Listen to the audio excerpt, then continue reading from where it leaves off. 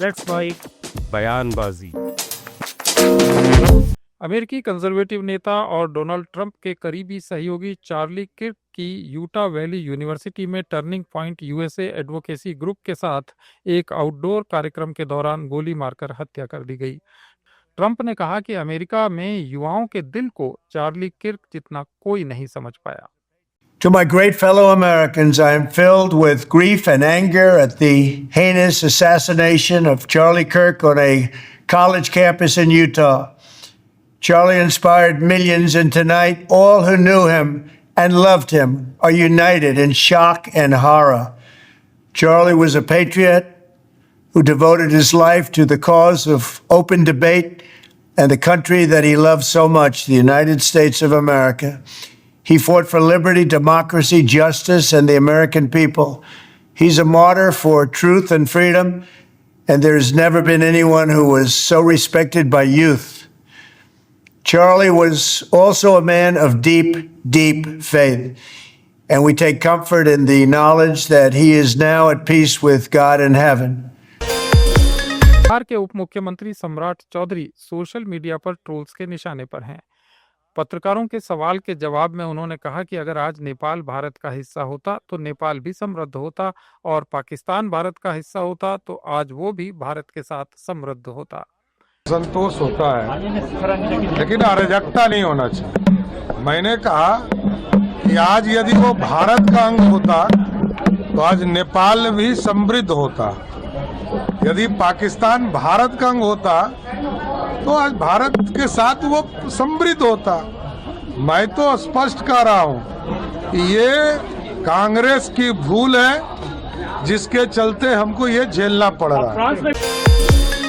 BJP से कांग्रेस में आए राजस्थान के सांसद राहुल कसवा ने इस पर चुटकी ली। उन्होंने कहा कि किसी की कोहनी में भी चोट लग जाए तो नेहरू जी को जिम्मेदार ठहरा दिया जाता है। नेहरू जी के ऊपर हर बात की इल्जाम, किसी के गांव में कोने भी भिड़ जाने हैं तो नेहरू जी को नाम लगाने की कोशिश करें। हालत यह कर दी है, कहीं भी भाजपा की 11 साल की सरकार है, 12 साल होने वाले हैं, हर मुद्दे पे नेहरू जी को लेके आते हैं। और किसानों की भलाई है, किसानों के बारे में सोचा है ना, तो नेहरू जी के द्वारा ही हमारे को कैनाल सिस्टम दिया गया है। मात्र 8 करोड़ की लागत ही, शायद 8 या 33 करोड़ की लागत से बागरा नांगल डैम से हमारा ही कैनाल सिस्टम बना। आज जितना भी ग्रीन रिवॉल्यूशन आया, कैनाल सिस्टम बना 1960s की देन है। कितनी कैनाल बनाई है पिछले 11 सालों के अंदर। अपन पाकिस्तान के जाने वाले पानी को रोकने की बात करते हैं, जो पाकिस्तान की 3 नदियां पाकिस्तान की हैं, 3 नदियां हमारी हैं, उसमें भी हमारा कुछ शेयर है। इन 3 नदियों की बात करते हैं जो हमारी 100% है। 2 MF पानी हर साल बरसात के अंदर एवरेज के ऊपर पाकिस्तान बह जाता है। कभी अपने रोकने की कोशिश करी है? 2 MF पानी का मतलब ये है कि मैं बोरे से बोरे में अगर 2 MF पानी को इस्तेमाल करूं तो मैं 8 से 9 लाख हेक्टेयर जमीन के ऊपर सिंचाई कर सकता हूं। संयुक्त राष्ट्र मानव अधिकार परिषद में भारतीय राजनयिक क्षितिज त्यागी ने पाकिस्तान को विफल देश करार देते हुए आरोप लगाया कि वो आतंकवादियों को पनाह और फंडिंग देता है, जबकि अंतर्राष्ट्रीय मंचों पर नैतिकता का दिखावा करता है।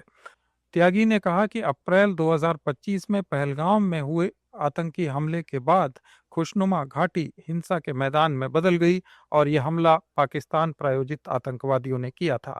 उन्होंने 9/11 का भी उल्लेख करते हुए कहा कि पाकिस्तान ने आतंकवाद के मास्टरमाइंड को पनाह दी, जबकि आज वह ग्लोबल सिक्योरिटी के लिए खतरा बनने वाले नेटवर्क को फाइनेंस कर रहा है और शेल्टर दे रहा है।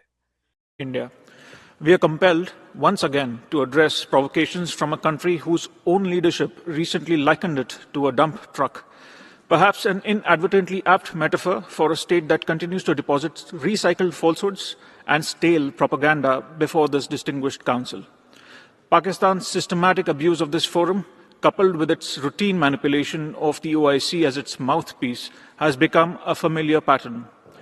Its pathological fixation on India appears to provide it with existential validation. Yet, we must respond, lest we forget. Lest we forget the carnage of Pahalgam, where Pakistan-sponsored terrorists turned a meadow of joy into a killing field in April this year. Lest we forget 9/11, as the world marks its anniversary tomorrow, even as we witness today the hypocrisy of those who sheltered its mastermind and glorified him as a martyr. Lest we forget Pulwama, Uri, Pathankot, Mumbai. The list is endless, Mr. President. Yet, Pakistan demonstrates the audacity to take the floor today, feigning moral outrage while continuing to finance and shelter the very networks that threaten global security. The international community recognizes this charade for what it is. The world will not forget. India will not forget. Our measured and proportionate response to the Pahalgam attack made that sufficiently clear. We need no lessons from a terror sponsor, no sermons from a persecutor of minorities, no advice from a state that has squandered its own credibility. Mr. President, India will continue to protect its citizens with unwavering resolve. We will defend our sovereignty without compromise. And we will continue to expose, time and again, the elaborate deception of a failed state whose survival depends upon trafficking in terror and tragedy. Mr. President, we would also like to respond to the surprising, shallow and ill-informed remarks made by Switzerland, a close friend and partner. As it holds the UNHRC presidency, it is all the more important for Switzerland to avoid wasting the Council's time. Rajasthan के मुख्यमंत्री भजनलाल शर्मा ने विधानसभा में विपक्ष की ओर से लगातार की जा रही नारेबाजी पर कांग्रेस की आलोचना की। उन्होंने कहा कि कांग्रेस का जन सरोकार से कोई लेना देना नहीं है। बाढ़ से प्रभावित एक भी परिवार से कांग्रेस का कोई नेता हालचाल पूछने नहीं गया।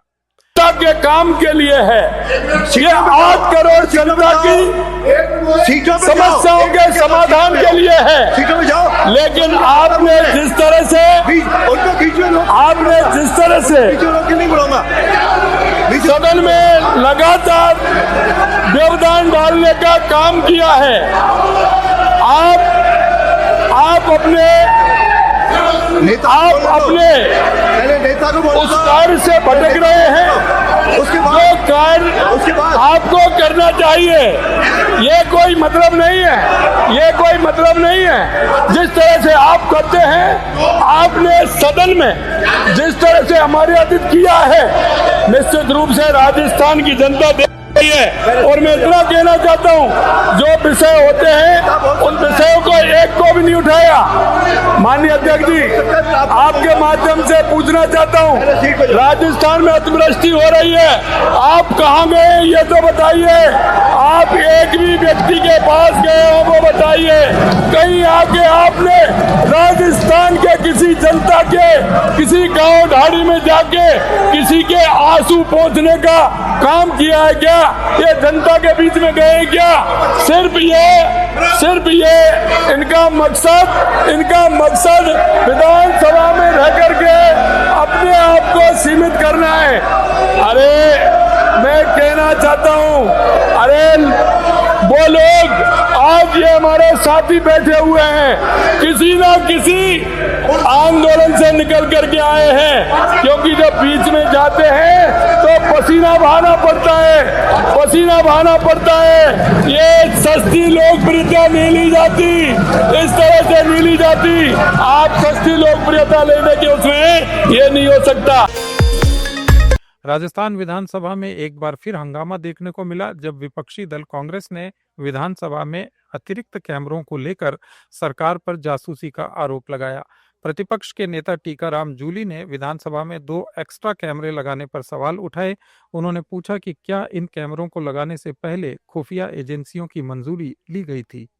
ये बात तो कही कि हमने रेनोवेशन कराया है, कैमरे जो है अपग्रेड कराए हैं, लेकिन ये नहीं कहा कि जो 2 नए कैमरे लगवाए हैं उनका एक्सेस कहाँ है। और मैंने उनसे यही सीधा एक ही क्वेश्चन पूछा था कि हम आपका पूरा सहयोग करेंगे, कोऑपरेट करेंगे, आप ये बता दीजिए कि जो 2 कैमरे आपने नए लगवाए हैं वो भी यूट्यूब पे जुड़े हुए हैं या नहीं। इसका जवाब उन्होंने नहीं दिया। इससे साफ हो गया कि इनके मन में पाप है, ये लोग जासूसी कर रहे हैं, इसलिए इन लोगों ने ये कैमरे लगाए हैं और इनकी मंशा सरकार की कतई साफ नहीं है। सदन के नेता सदन के अंदर आए, मैं तो यही सोचा कि वो कैमरे पे बड़ी गंभीरता से जवाब देंगे, लेकिन उनका मूक समर्थन स्पीकर साहब के साथ था। इससे मेरे को तो यही लग रहा है, जैसा मैंने आप लोगों को बताया था कि भारत में जन्मे जॉर्ज ऑरवेल ने एक बुक लिखी 1984 में, उसमें लिखा था कि बिग ब्रदर सब देख रहा है। तो वो बिग ब्रदर खुद विधानसभा में आके सब देख रहे हैं और उनकी जानकारी में ये सारी चीजें, और उसके बाद इस पे कार्रवाई नहीं कर रहे हैं। हमने सदन के अंदर अपनी पूरी बात रखी है। अगर ये लोग नहीं मानते हैं तो हम आगे की रणनीति भी तय करेंगे, चाहे हमें जहां भी जाना पड़े हम इसकी पूरी जांच करा के रहेंगे। ये कैमरे कहां से आए हैं, किस मद से लगे हैं, किसकी अनुमति से लगे हैं और विधानसभा में लगाने से पहले इंटेलिजेंस से इसकी अनुमति ली है या नहीं ली है। आप सुबह भी बताई थी, आम पब्लिक में ये परसेप्शन बना रहे हैं कि कांग्रेस वाले कैमरे का विरोध कर रहे हैं। हम कैमरों का विरोध नहीं कर रहे हैं। 9 कैमरे ऑलरेडी सदन में लगे हुए हैं। जो पूरी जो प्रक्रिया है उसकी रिकॉर्डिंग होती है, यूट्यूब के माध्यम से जनता के बीच में जाती है। ये हम 2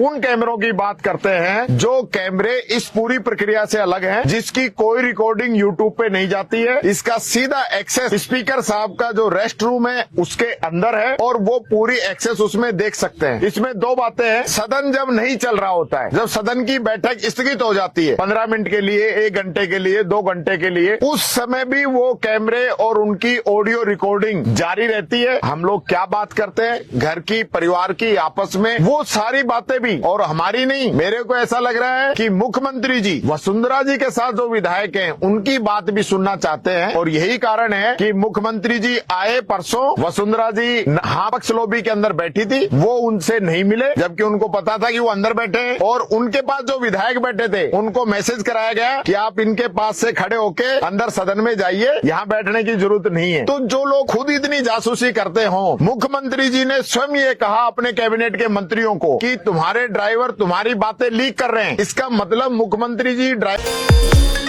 भारत रूस की मदद से ब्रह्मोस मिसाइल का देश में ही उत्पादन और मजबूत करेगा। ब्रह्मोस एरोस्पेस के उप मुख्य कार्यकारी अधिकारी डॉक्टर चंद्रशेखर ने कहा कि भारत रशियन पार्टनर्स के पूर्ण तकनीकी सहयोग से ब्रह्मोस मिसाइल के कंपोनेंट्स का देश में निर्माण बढ़ाने की योजना बना रहा है। For 25 years of our cooperation has progressed. It has really progressed very well, and we have got a very strong bond between the NPM, our partner, and DRDO is another partner, where NPM share is of the order of 49.5% of the share from, and whereas from DRDO the share is 50.5%. Now from then to now, this 25 years of golden era, what has started from 1998 actual work to now, many versions have been developed. And versions, not only versions, now we are working on the upgrades also. Likewise, this cooperation for India and between India and Russian government is really paying huge dividends when it started and now. Now coming to the further, we are also planning to have increase the indigenization content. For that also Russian side is giving us a great support. Without their support, it is impossible. As you know, they are the major designers of the various subsystems, and they have been cooperative, supportive, and giving us all the desired technical support, which is helping us to enhance the indigenization. Rajasthan के प्रदेश कांग्रेस अध्यक्ष गोविंद सिंह डोटासरा ने BJP सरकार पर किसानों की अनदेखी और उनकी समस्याओं को नजरअंदाज करने का आरोप लगाया है। कोटा में एक जनसभा में डोटासरा ने कहा कि किसान से राम रूठ गए तो उम्मीद थी कि राज मदद करेगा, लेकिन राज भी निकम्मा निकला। किसान से राम रूठ गया तो राज से उम्मीद थी कि वो मदद करेगा, लेकिन दुर्भाग्य है कि राम के रूठने के साथ साथ ये राज भी निकम्मा हो गया है। किरोड़ी लाल मीणा जी जो मंत्री हैं और विधायक तुम्हें की गालियां दे रहे थे। किरोड़ी लाल जी, मैं पूछना चाहता हूं कि जो आपने छापे डाले उन पे क्या कार्रवाई हुई बताने का कष्ट करें। आपने कहा 200 लोग मर गए, उनको क्या पैकेज दे रहे। आपने कहा 90% किसान की, मोठ की, गंवार की, छोले की फसल बर्बाद होगी, बाजरे की फसल बर्बाद होगी, उसका क्या मुआवजा दे रहे हो, ये बताने का कष्ट करें। ये तू चाल में आई, तू चाल में आई से काम नहीं चलेगा। किसान पीड़ित है, परेशान है, फसल बर्बाद हो चुकी है, बेघर लोग हो चुके हैं, पशु हानि हो रही है, कोई सुनने वाला नहीं है। इनके मंत्री की औकात नहीं है किसी कलेक्टर को फोन करके कह दे कि यहाँ पर मुआवजा की जरूरत है, फसल की गिरदावरी की जरूरत है। पूरे प्रदेश के आधे से ज्यादा जिले जलमग्न हो गए। बाढ़ आ गई, किसान गरीब पीड़ित होने लग गया, प्रदेश में हाहाकार मच गया। लेकिन इस सरकार के कान की चूंटी नहीं रही कि मुख्यमंत्री जी कहाँ है आपका प्रशासन, कहाँ है आपके मंत्री, कहाँ है आपके विधायक, कहाँ जिला कलेक्टर हैं, कोई सुनने वाला है गरीब की, किसान। ये थे आज के कुछ अहम बयान। अपडेट्स के लिए जुड़े रहिए लेट्स माइक के साथ। आप सुन रहे थे let's make more than radio. Follow कीजिए हमें हमारे सोशल मीडिया प्लेटफॉर्म्स पर। It's time for news. It's time for more than radio. Presenting the first radio news app, Let's Mic. Let's Mic, a news-based app on your phone where you get to watch and listen news, talk shows, interviews, radio show podcasts.